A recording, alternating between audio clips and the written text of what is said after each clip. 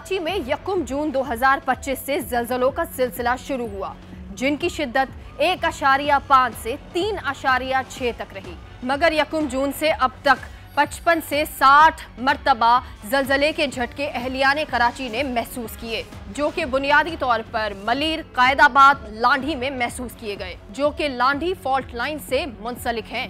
इन ज़लज़लों के झटकों से कोई बड़ा जानी नुकसान तो नहीं हुआ, मगर इससे शहरियों के दिलों में खौफ ने बसेरा डाल दिया। ये सरगर्मियां कुदरती टेक्टोनिक तब्दीलियों और ज़ेरे ज़मीन पानी की नक्कासी जैसे इंसानी अवामिल से मंसूब हैं। 4 जुलाई 2025 को कराची के इलाके लियारी में बगदादी की एक गुंजान आबाद गली में वाक़े 5 मंजिला रिहायशी इमारत, जिसे मुकामी तौर पर फोर्टन मेंशन के नाम से जाना जाता है, अचानक मुनहदिम हो गई। इस इमारत में तकरीबन 12 खानदान रिहाइश पजीर थे। इस तबाही से कम से कम 27 अफराद हलाक हुए, जिनमें खवातीन और बच्चे शामिल थे। आखिरी लाश 6 जुलाई 2025 को बरामद की गई। जुलाई 2025 में एक्सप्रेस ट्रिब्यून में छपने वाली एक रिपोर्ट में ये बात सामने आई कि ज़ेरे ज़मीन पानी में खतरनाक हद तक कमी की एक बड़ी वजह टेक्टोनिक एक्टिविटी हो सकती है। जहाँ तक बात इन ट्रेमर्स की जो गुज़िश्ता चंद महीनों में आपने कराची में देखे, तो बिल्कुल उससे इसका गहरा ताल्लुक़ है। और वो इस तरह से है कि ये जितनी भी कराची की जो प्लेट है, जिसको हम कहते हैं जियोलॉजिकली, वहाँ पे एक फ़ॉल्ट गुजर रहा है कराची से, जो कि ईस्ट वेस्ट ट्रेंड के अंदर है, जो उसको हम नगर पार्कर फॉल्ट भी कहते हैं। और ये जो फॉल्ट है बेसिकली ये उसी पॉकेट से गुजर रहा है, जो कि लांडी, कोरंगी, मरील, शाह फैसल टाउन, आगे चले जाएँ तो ये आपका जमशेद रोड, लियारी और इवन के ये कैनप तक जाता है। तो ये पूरी पट्टी क्योंकि वैसे ही वल्नरेबल है, अर्थक्वेक प्रोन है, क्योंकि फॉल्ट है वहाँ पे। दूसरा ये कि आपने जो पानी निकाला है, तो इसने क्या किया, इसने उस प्रोसेस को फैसिलिटेट किया है। यानी अर्थक्वेक तो नेचुरली आते हैं कि ये जो आपकी प्लेट है हमारी क्लॉकवाइज मूव कर रही है, जिसकी वजह से कंप्रेशन बन रहा है, और जब एनर्जी ज़रूरत से ज़्यादा स्टोर हो जाती है तो वो रिलीज़ करती है। नेचुरल फिनोमेना है अर्थ का। तो वो जो भी एनर्जी रिलीज़ हुई है, उसको जो फैसिलिटेट करने का काम है, ये आपने ग्राउंड वाटर से लिया है। और वो किस तरीके से कि जब आपने ओवर एक्सट्रैक्शन की है, तो उसके नतीजे में वहाँ पे एक प्रेशर का ग्रेडियंट डेवलप हुआ है, जिसकी वजह से जो एनर्जी है जो अंदर स्टोर हो रही थी, वो बहुत तेज़ी से यानी इंस्टेंटेनियसली जो है वो रिलीज़ हुई है, जिसके नतीजे में आपने देखा कि ख़ासतौर पर मली, कोरंगी और लांडी साइड पर ज़लज़ले के या ट्रेमर्स के जो है ना शॉक्स आपने ऑब्जर्व किए।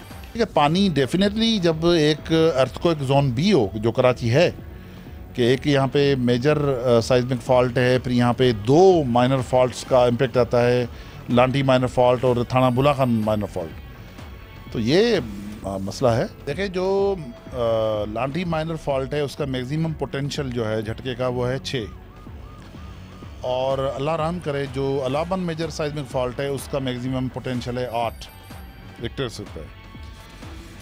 तो ये देखिए, यहाँ पे 3 करोड़ लोग रहते हैं। ये पाकिस्तान की पॉपुलेशन का 10% यहाँ रहता है। 2 पोर्ट्स इधर हैं। बहुत ड्रास्टिक मेयर्स लेने पड़ेंगे, नहीं तो वी आर एक्सपोज्ड। देखें, ये साइज़मिक एक्टिविटी जो हो रही है, इट डेमोन्स्ट्रेट्स के जो फॉल्ट लाइन है वो एक्टिव हो चुकी है।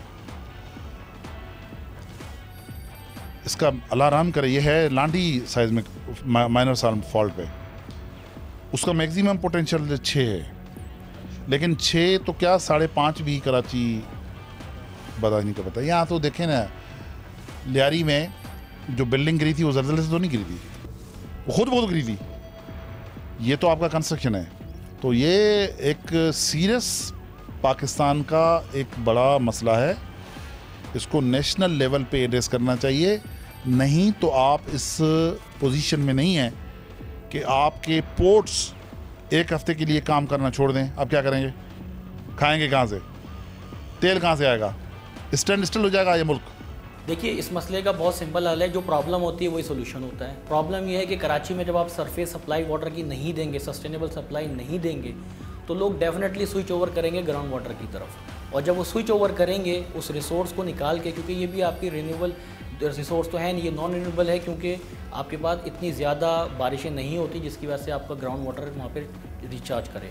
दूसरा, कराची में आपने जो इंफ्रास्ट्रक्चर कंक्रीट का जाल बिछा दिया, उसकी वजह से जो इन्फिल्ट्रेशन था वो भी तकरीबन आपने 80% तक ख़त्म कर दिया।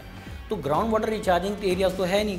जो रिसोर्स मौजूद है, अगर आपने उसको जुडिशली यूज़ ना किया या उसमें रिचार्ज डिस्चार्ज बैलेंस को मेंटेन नहीं किया, तो डेफिनेटली वो ख़त्म होगा और उसके नतीजे में पूरे कराची सबसाइड करेगा। तो इसका हल सिंपल यही है कि जो सरफेस वाटर है, जैसे म्यूनसिपली सप्लाइड वाटर था पहले, उसको रिस्टोर किया जाए, उसको सस्टेनेबल बनाया जाए, ताकि लोगों की जो डिपेंडेंस और रिलायंस है वो ग्राउंड वाटर पे कम हो। देखिए, ये जो फिनोमेना है, इसको हम कहते हैं सब्सिडेंस। सब्सिडेंस से मुराद ये है कि ज़मीन जो है धंसना से ज़्यादा इसे कॉम्पैक्ट होना।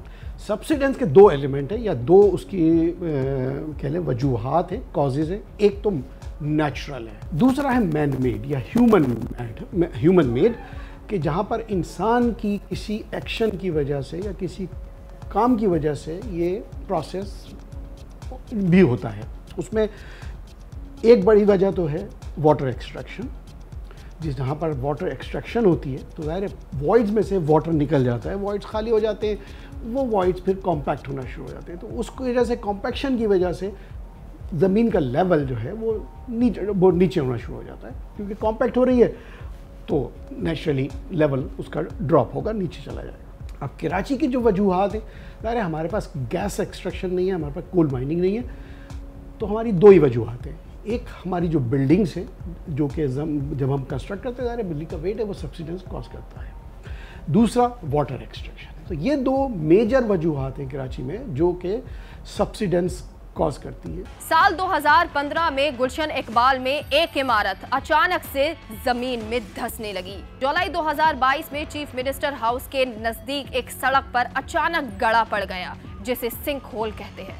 2017 में ऐसा ही एक सिंक होल क्लब रोड में पड़ा। 2019 में एक बड़ा सिंक होल यूनिवर्सिटी रोड पर जाहिर हुआ। दुनिया भर में सिंक होल एक कुदरती अमल है, या दूसरे लफ्जों में इसे जमीन का धंस जाना भी कहते हैं। जमीन के धंस जाने के अमल की कई वजूहात हो सकती हैं। इसमें से एक वजह ये भी हो सकती है कि जमीन के किसी हिस्से में जेरे जमीन मौजूद पानी को बहुत तेजी के साथ निकाल लिया जाए। ऐसे में जमीन में मौजूद पत्थरों, रेत, नमकियात और चिकनी मिट्टी के मुख्तलिफ सतहों में खला पैदा हो जाता है, जिससे जमीन की ऊपरी सतह की मिट्टी इस खला को पूरा करने के लिए ऊपर से नीचे गिर जाती है। अगर जमीन की सतह पर कोई भारी इमारत मौजूद हो तो जमीन की ऊपरी सतह इस बोझ को बर्दाश्त नहीं कर पाती और दबाव की वजह से जमीन की ऊपरी सतह भी गिर जाती है। इस अमल को जमीन का धंस जाना या सिंक होल कहते हैं। सबसे पहले जो ये ग्राउंड वाटर था, ये 2002 के बाद इसमें डिक्लाइन आना शुरू हुआ है कराची में। उसकी वजह ये थी कि सरफेस वाटर की जो सप्लाई थी वो शॉर्ट होना शुरू हो गई थी, जिसकी वजह से लोगों का डिपेंडेंस जो है वो ग्राउंड वाटर पे बढ़ गया और उसी की वजह से ये पानी नीचे आना शुरू हुआ। दूसरा ये कि कराची में इतनी ज़्यादा बारिशें होती नहीं हैं फ्रिक्वेंटली, और जो होती हैं तो वो आपको पता है कि वो इनंडेट होकर सरफेस से ही निकल जाती हैं समंदर में, उसको कोई रिचार्जिंग मैकेनिज़्म नहीं है, जिसकी वजह से ग्राउंड वाटर रिचार्ज नहीं होता। सवाल ये रहा कि क्या और भी इलाके हैं, तो मैं फिर वही आपसे कहूँगा कि जिन जगहों पर भी वाटर एक्सट्रैक्शन हो रही है, और शायद ये कोई एक या दो इलाकों में नहीं है, ये बहुत जगहों पर हो रही है, और उसकी वजूहत आपको भी पता है कि अगर पानी तो बेसिक ज़रूरत है, अगर वो नहीं दस्तयाब होगा तो लोग फिर ऑल्टरनेट सोर्सेज देखेंगे। और सबसे आसान कह लें या सबसे जो अचीवेबल, ईजीली अचीवेबल सोर्स है वो यही है कि उसको ग्राउंड से एक्सट्रैक्ट कर लिया जाए। शहर और अतराफ में जेर जमीन पानी की कमी की एक ही वजह है कि कराची को अब तक उसकी मतलूबा मिकदार तक पानी मयसर ही न हो पाया, जिसकी सबसे बड़ी वजह पानी की चोरी और इंतजामिया की जानिब से उनको दी गई छूट है। कहीं जाइएगा मत, अभी प्रोग्राम बाकी है।